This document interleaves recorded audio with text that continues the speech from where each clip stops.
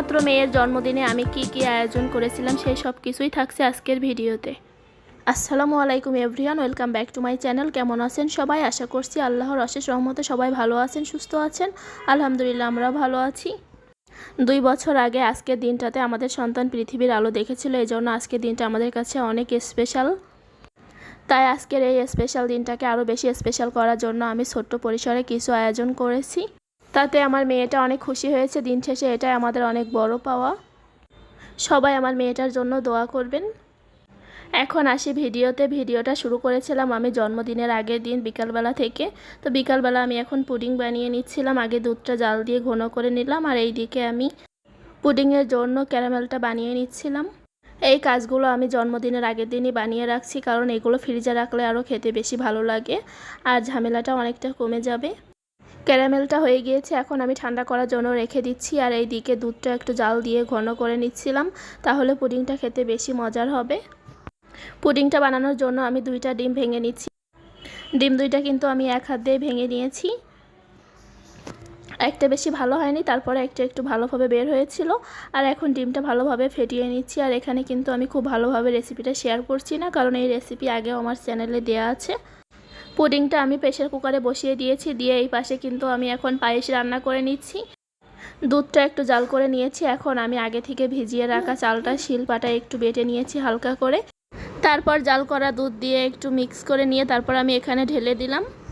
Direct দিলে চালটা দলা পেকে যেত, ভালোভাবে মিক্সড হতো না। পায়েসটা প্রায় হয়ে এসছে। এই সময় আমি কিছুটা গুঁড়ো দুধ মিক্সড করে নিচ্ছি, তাহলে পায়েসটা খেতে আরও বেশি মজা হবে। গুঁড়া দুধটা দেওয়ার পরে একটু ভালোভাবে সময় নিয়ে মিশাতে হবে। ভালোভাবে না মিশালে কিন্তু আবার দলা পেকে থাকতে পারে। তো এখন পায়েসটা আমার হয়ে গিয়েছে, চুলাটা আমি অফ করে দিব। আর এই রকম একটু পাতলা টেক্সচারই রাখবো। পায়েস বেশি ঘন আমার কাছে ভালো লাগে না। আমি এখন বাটিতে নিয়ে নিচ্ছি, এটা ঠান্ডা করে পরে ফ্রিজে রেখে দিব। নর্মাল পায়েসের থেকে আমার কাছে সবসময় ফ্রিজে ঠান্ডা পায়েসটাই খেতে বেশি ভালো লাগে। আর এখানে পুডিংটাও হয়ে গিয়েছে, এখন আমি চেক করে নিচ্ছি। তো পুডিংটা কিন্তু খুব ভালোভাবে হয়ে গিয়েছে। প্রেসার কুকারে আমি 4টে হুইসেল দিয়ে নিয়েছিলাম। তারপর দিন সকালবেলা আমি সকালে নাস্তা বানাতে এসেছি, রুটি বানাবো। এর জন্য প্রথমে আমি রুটি বানানোর জন্য আটা দিয়ে ডোটা মেরে নিচ্ছি। ডোটা রেডি করার সময় সবসময় একটু তেল দিবেন, তাহলে কিন্তু রুটিটা অনেক বেশি সফট হবে।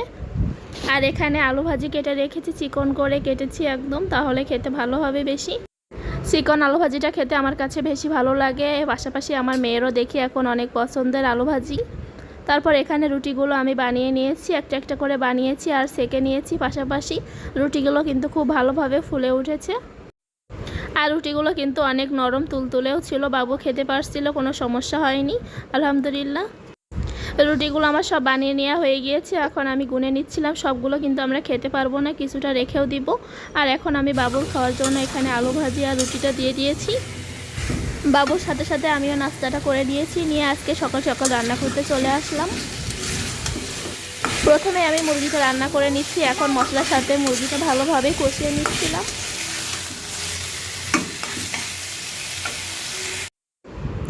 এদিকে আমি রূপচাঁদা মাছ ফ্রাই করবো, এর জন্য লবণ হলুদ দিয়ে একটু মাখিয়ে রেখে দিব।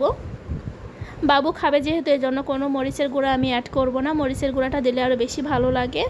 আজকে কিন্তু খুব বেশি কিছু আইটেম করিনি, কারণ বাবু ছোট, এত বেশি কিছু খাইতে পারবে না। এজন্য চেষ্টা করেছি বাবুর পছন্দের কয়েকটা আইটেম করা। তাই এখন আমি মাছটা ভাজি করলাম না, এটা আমি রাতে করব। বাবু যেহেতু এত কিছু খাইতে পারবে না, এখন মাংস দিয়ে ভাতটা খেতে দেব।